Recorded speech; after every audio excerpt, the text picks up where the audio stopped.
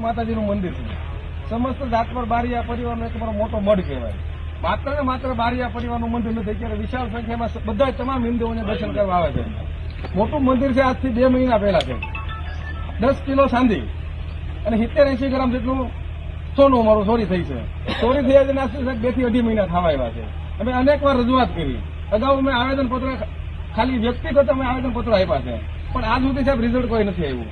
શરૂઆતમાં જે પોલીસે કામગીરી કરી હતી એનાથી અમને સંતોષ છે, પણ પછી અમારી જે હાવ કામગીરી છે હાવ બંધ થઈ ગઈ સાહેબ.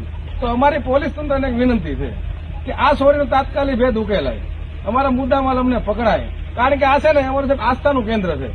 માતાજીની જગ્યા એટલે અમારું આસ્થાનું કેન્દ્ર છે. આસ્થાના કેન્દ્રમાં આસ્થામાં અમને તકલીફ થાય તો આ પરિવાર સાથે અમે જે પણ કરવું પડે અમે કરવા તૈયારી છે. આના માટે સાહેબ અમે અગાઉ પણ રજૂઆત કરી તો તમે જ્યાં સુધી અમને કોઈ શાંતિપૂર્વક જવાબ કે શાંતિપૂર્વક અમને ન્યાય નહીં મળે ત્યાં સુધી માહિતી હલવાના નથી.